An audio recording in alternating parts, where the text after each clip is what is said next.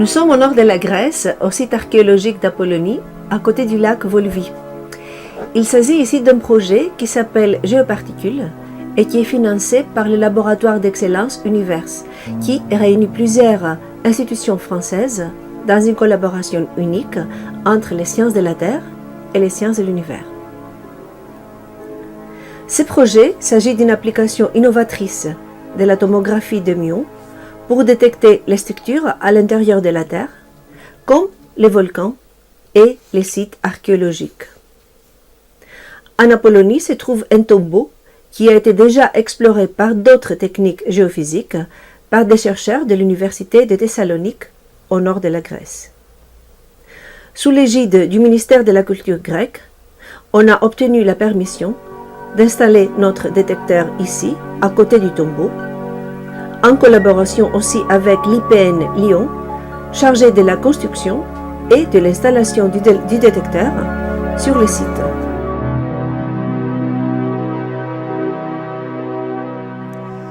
Bonjour, bienvenue devant notre premier van à muons, qui est le premier détecteur mobile de son genre, qui se propose ici de faire la tomographie des muons d'un tumulus, qui est en fait un abri d'un tombeau grec. Alors nous sommes ici à Apollonia, en Grèce, pas loin de Thessalonique, en Grèce du Nord. Et nous avons amené ce détecteur qui est à l'intérieur de ce vent ici pour en faire la radiographie. Alors le principe qu'on utilise est le même principe que celui de la radiographie clinique, dans lequel on détecte l'atténuation d'un flux de particules à travers la matière. Donc la matière ici elle est représentée par le tumulus que l'on cherche à explorer. Et les particules qu'on utilise sont des particules qui sont émises naturellement dans l'atmosphère, qui font partie de la radioactivité naturelle et qui représentent exactement 15% environ de cette radioactivité naturelle. Ces particules, ce sont des muons. Alors les muons, ils sont produits par l'interaction en haut de l'atmosphère de particules cosmiques dites primaires, essentiellement des protons, qui viennent faire des interactions sur le haut de l'atmosphère et qui génèrent des cascades de particules, dont certaines parviennent jusqu'au sol. Et parmi ces particules qui nous parviennent jusqu'au sol, il y a les muons. Alors les muons, pour se donner un ordre de grandeur, on en a à peu près 1 par centimètre carré par minute au niveau du sol. Et cette quantité-là nous permet en fait, puisque les muons ont la capacité de traverser une certaine quantité de matière, nous permet donc de faire des expériences de radiographie exactement comme si on était à l'hôpital, puisque à l'hôpital on a des rayons X qui sont envoyés à travers le corps humain et qui sont arrêtés plus ou moins fortement par la densité de la matière qu'ils traversent. Les os arrêtant plus facilement les rayons X que les parties plus molles et moins denses de l'organisme. Et ce qu'on récupère donc sur un détecteur, c'est un cliché qui nous permet de regarder par contraste de densité certaines parties et d'étudier par exemple s'il y a une fracture dans les os. Ben là, le principe est exactement le même. On va utiliser l'atténuation des flux, du flux des muons cosmiques, de manière à regarder si à l'intérieur de l'objet qu'on étudie, alors qui est dans le cas qui nous intéresse un tumulus, mais qui peut être aussi le dôme d'un volcan actif, qui peut être un bâtiment, qui peut être un souterrain, qui peut être un ensemble industriel particulier, ça va nous permettre d'étudier quels sont les contrastes de densité à l'intérieur de l'objet qui nous intéresse et comment on peut essayer de remonter à une compréhension par l'imagerie du fonctionnement du système qui est à l'intérieur de ce que l'on est en train de regarder.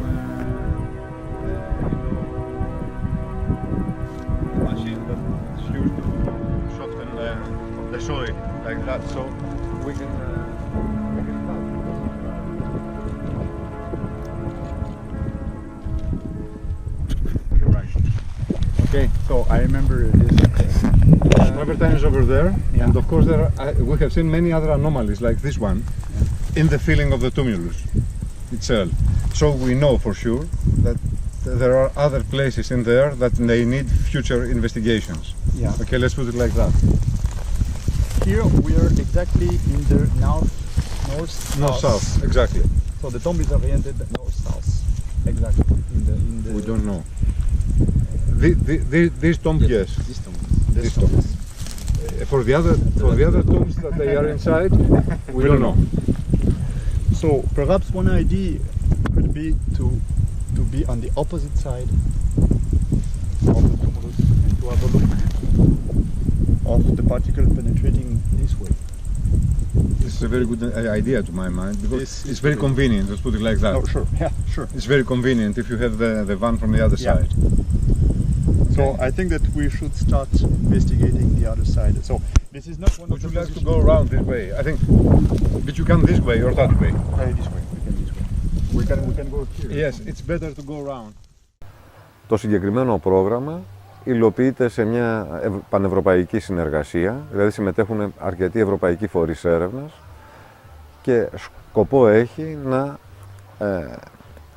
προωθήσει την έρευνα στο συγκεκριμένο τομέα με την διερεύνηση της δυνατότητας της τομογραφίας μειονίων ως προς την απεικόνιση του εσωτερικού του τύμβου. Όπως είπα πριν, το εσωτερικό του τύμβου έχει ήδη απεικονιστεί με άλλες γεωφυσικές μεθόδους και έχουν προκύψει μάλλον εντυπωσιακά αποτελέσματα μέχρι στιγμής, καθώς επίσης έχει γίνει και ανασκαφική πιστοποίηση σε ένα από τα ευρήματα της γεωφυσικής διασκόπησης.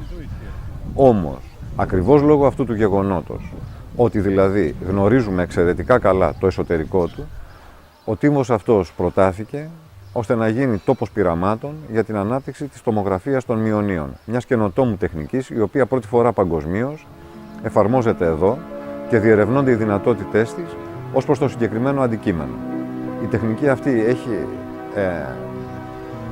επιτυχημένα μέχρι στιγμής εφαρμοστεί στην απεικόνιση του εσωτερικού ηφαιστείων, κυρίως ηφαιστείων και άλλων τοπογραφικών εξαρμάτων.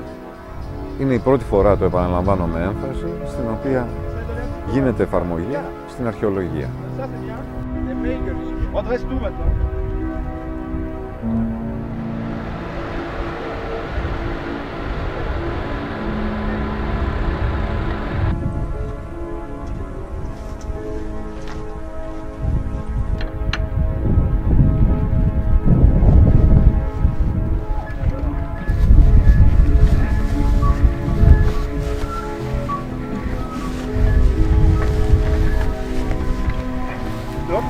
Maintenant, si tu veux. Attention, stop. Attends, Jacques, si tu veux la mettre dedans. Ah non, stop. Stop pushing, stop. Fine, huh? This is north-south now. Are you checking? Yes. Okay, a little bit like this. Donc il faut pousser un peu comme ça. Push from this side. Let's go. Stop. Attends, pousser derrière. Stay there. Stay there. Just σταματήστε λίγο. Attends, Jacques. That's good. That's good. It's okay. No, stay there.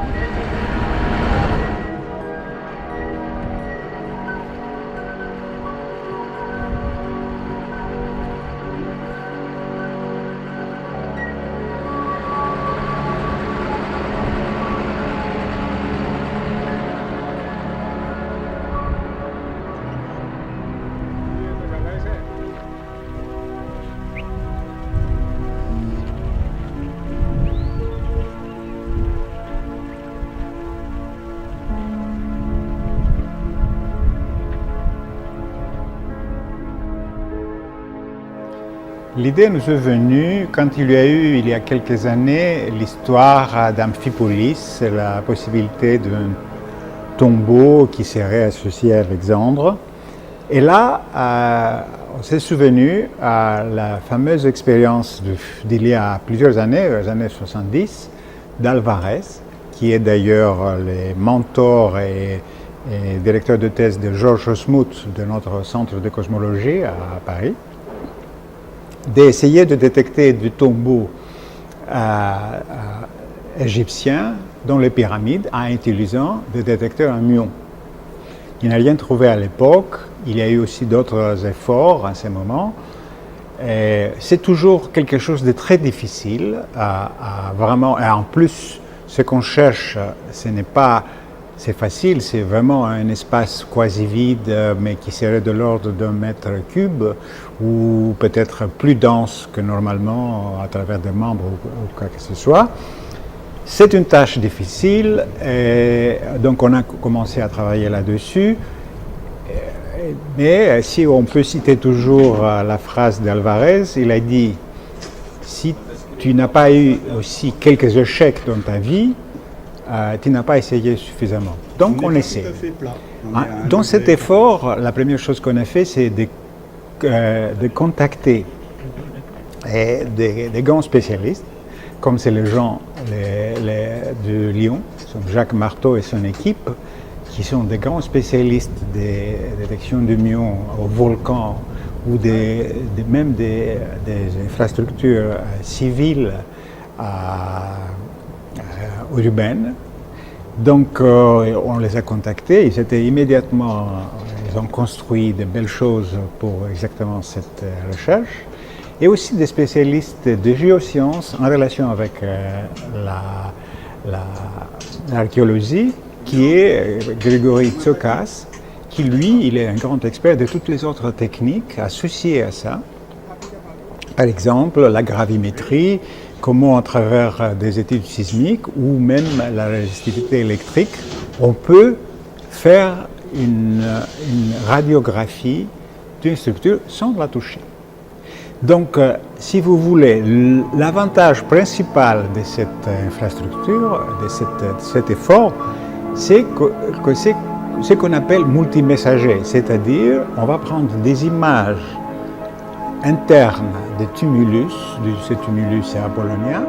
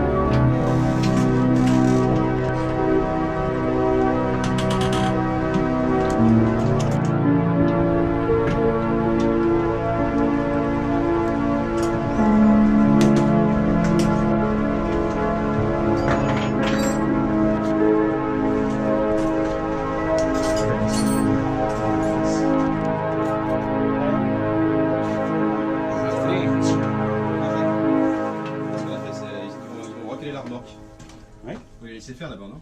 Right? Okay. And the 3 panels. And the 3 panels, yes. Excellent. Débarquez là-bas. Ah. Oh, they are full. GoPro. Oh, it's full. Yeah. Full. And this one? This one is full as well. Good. Okay, very good. Nice. Donc pour les physiciens des particules que nous sommes, on travaille donc à l'Institut de physique nucléaire de Lyon, qui est au sein du campus de l'Université de Lyon, une UMR, donc, qui est une unité mixte de recherche avec le CNRS. Nous sommes des spécialistes de physique des particules, nous sommes des spécialistes de l'instrumentation en physique des particules, et nous avons donc développé ce détecteur qui est totalement autonome, qui est alimenté sur panneaux solaires, qui est connecté avec le monde extérieur à travers un modem Ethernet. Et ce détecteur-là, qui est donc autonome, va avoir pour mission pendant quelques mois d'accumuler les données, donc d'accumuler la trace de tous les muons qui ont traversé le tumulus pour nous permettre de faire une reconstruction de l'image de ce tumulus en regardant l'atténuation différentielle des muons à travers ce tumulus-là, en espérant bien mettre en évidence des zones de densité différentes au sein de ce tumulus, auxquelles on pourra remonter et sur lesquels on pourra donner une indication aux archéologues et aux géophysiciens qui s'intéressent aussi à cette structure, de manière à pouvoir guider leurs recherches et de manière à pouvoir leur dire qu'effectivement il faudrait plutôt se concentrer sur tel ou tel volume à l'intérieur du tumulus, de manière à essayer de voir si les anomalies que l'on pourra mettre en évidence grâce à la radiographie des muons est plutôt d'intérêt géophysique ou plutôt d'intérêt archéologique. So, I'm going to connect. Pardon, excusez-moi. On est pas.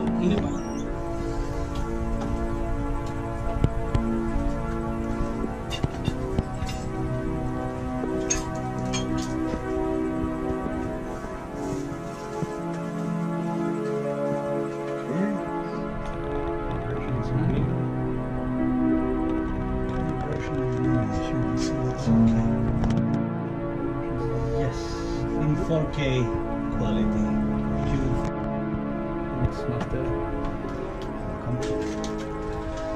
Then It's running now. Start. Yes. It's running.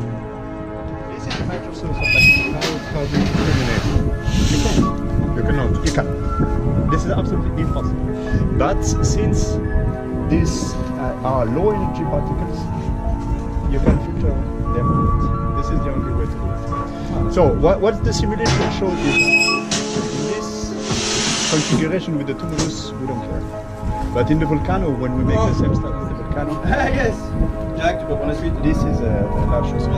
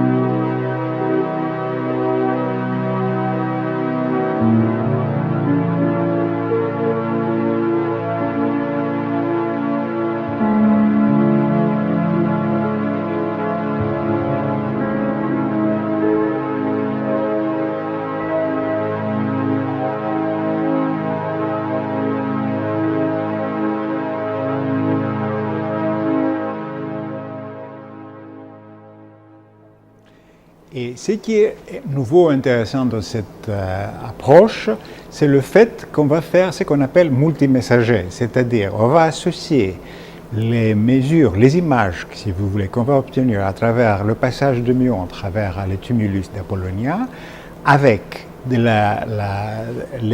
l'imagerie qu'on peut obtenir à travers les études géoscientifiques, c'est-à-dire la gravimétrie, la sismométrie et aussi l'utilisation de la résistivité électrique. Et donc, en associant toutes ces images, on espère avoir une image de haute résolution de ce qui est à l'intérieur du tumulus. Donc voilà l'enjeu, le grand enjeu de cette étude. On espère que ça ira vers sa fin de façon intéressante. Et deuxième chose que je voulais aussi mentionner comme caractéristique de cet effort, c'est que la plupart de nous sont des gens qui font ce qu'on appelle en physique l'astroparticule. Et récemment, on voit qu'il y a une synergie, un rapprochement des techniques que les géophysiciens utilisent avec les techniques que les physiciens d'astroparticules utilisent aussi. C'est-à-dire, les physiciens de l'astroparticule, pour détecter l'univers, utilisent la Terre, la mer, l'atmosphère comme cible et détecteur, avec des réseaux distribués de capteurs. Et pour eux, comprendre la Terre, c'est comprendre un peu comment on pourrait détecter des signaux de l'univers. De l'autre côté, évidemment, il y a les géoscientifiques qui font les mêmes études, mais essayer de comprendre la Terre, comment elle fonctionne, prévenir les séismes, prévenir pour des raisons aussi sociétales. Donc les deux commencent à avoir une collusion d'intérêts qui est très intéressante, que d'ailleurs on va étudier bientôt dans des colloques qu'on va faire connexes, et aussi ensemble entre les géophysiciens et les physiciens de l'astroparticule. Et ça, je voulais finir aussi par l'image que j'aime beaucoup à dire.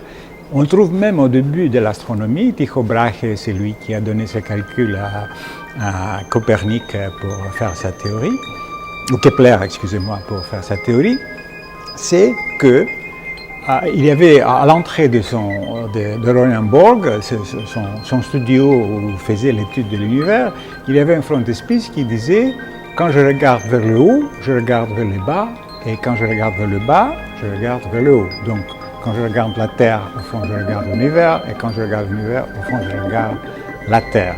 Donc voilà encore une image, une métaphore qui pourrait être utilisée pour décrire ce qu'on est en train de faire avec les tumulus d'Apollonia.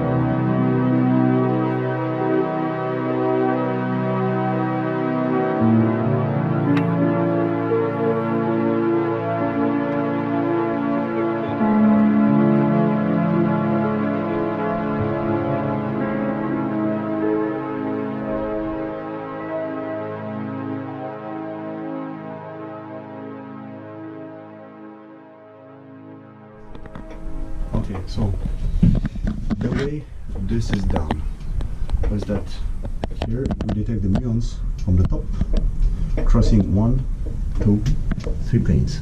Okay. The reading of the 3 planes is performed inside this control box. There are 2 types of signals apart from the power supply. One is the data, one is the clock. The clock is sent through this small card here and is used to synchronize all the timing of the planes. So this is really important that all the planes, they receive the same common clock signal. So this is one signal that may fail in case of problem. The other problem that may occur regards the data connection.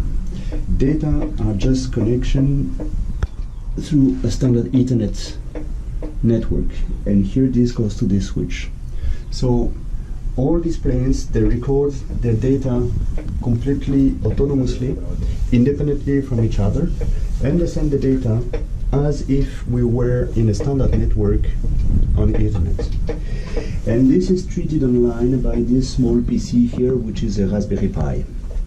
Okay? So, what you have to do is to connect on the network of the detector. This is what we have done here. Then you ensure that you have your IP address which is set correctly. Then after this, you connect on the IP of the small Raspberry Pi, which is 52, because it's always the first to be connected. So here you are directly on the PC itself, and you check that there is a temporary file which is temporary. Yes, it's filling continuously. You see that is growing. Yes. Here. The size is growing. Once the file has reached a 10 minutes duration, then we pass to the next one. So each file corresponds to 10 minutes. And after 10 minutes, then the file is zipped and put inside this directory. Okay. So for the moment, for instance, since yesterday, we recorded. Oops. We recorded that amount of data. Okay, 107 data files for the time. So what you are going to do on your PC is to make a synchronization. So you download the data. Okay. This is exactly what we did afterwards. So it takes only the files that you have not taken up to now. After this, if one wants to check, perhaps we write something. If one wants to check something, so there are 2 important connections. one is the web relay. So if you want to change the status of the relay, if this is off, then you press on, and vice versa. Okay. So for the moment, when it's off, it means that all the relay are closed and that You have current. Okay. Yes, you have the current. Then after this, you have to go to the DAQ graphical interface. Yes. So 0. Okay, so this is the status of the stuff, and you can change the status simply by entering this. Okay, if you change the status, if you enter the debug mode, for example, you will deactivate, so it will stop taking data. This plane particularly will stop taking data, and then you can enter the debug mode and you can take whatever calibration data you want, pedestal, trigger rates, and so on and so forth. Okay, that's the way it goes.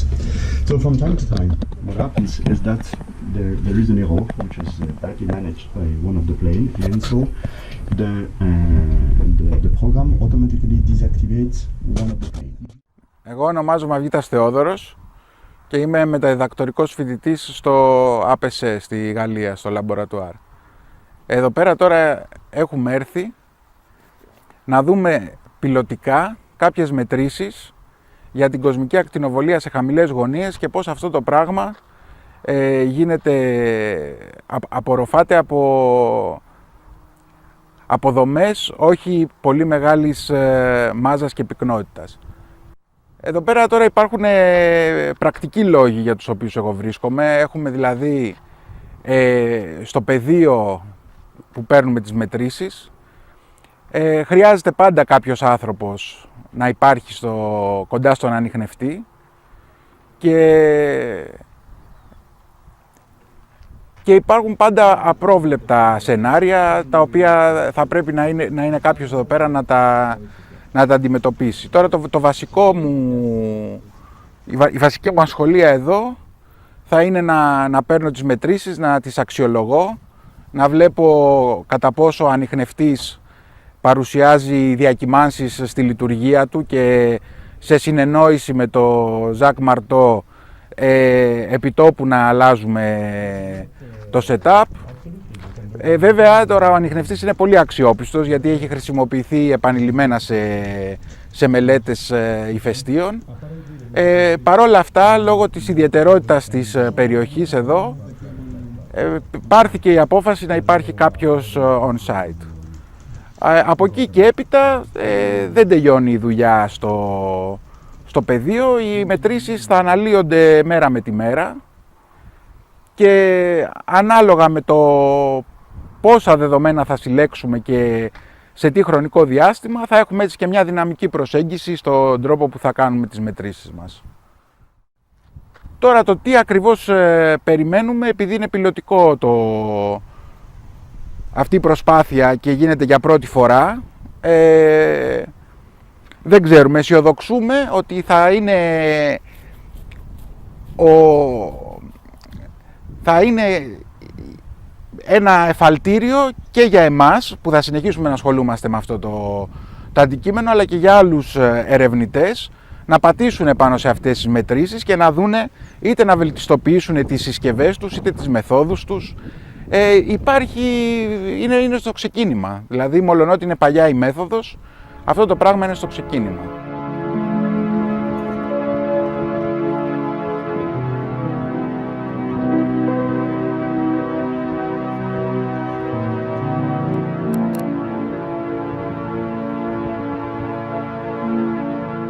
Donc ce premier jet, entre guillemets, cette première expérience qui sera conduite dans les 2 mois qui viennent, va nous apporter une information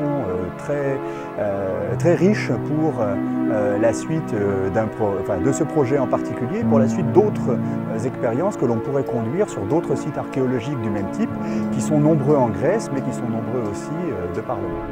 Pourvu que ça dure. That means pourvu que ça dure. Now it's good, but maybe it will be good after. Okay, let's see. Good enough. Hi.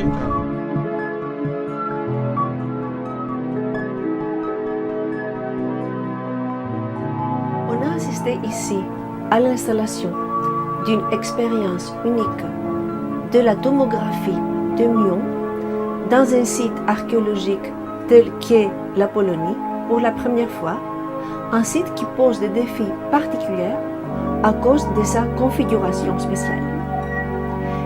Elle permet de tester les capacités techniques ainsi que de démontrer la complémentarité des différentes méthodes afin d'obtenir une image plus ou moins exacte de l'intérieur du tombeau. Le détecteur va rester sur place plusieurs mois, ainsi que les chercheurs du LabEx Universe et des autres laboratoires, afin de collecter les données et ensuite les transmettre aux laboratoires impliqués. Le LabEx Universe va continuer à supporter le projet géoparticules dans le futur, afin de rendre cette technique largement disponible pour l'exploration de l'intérieur des structures géologiques et archéologiques.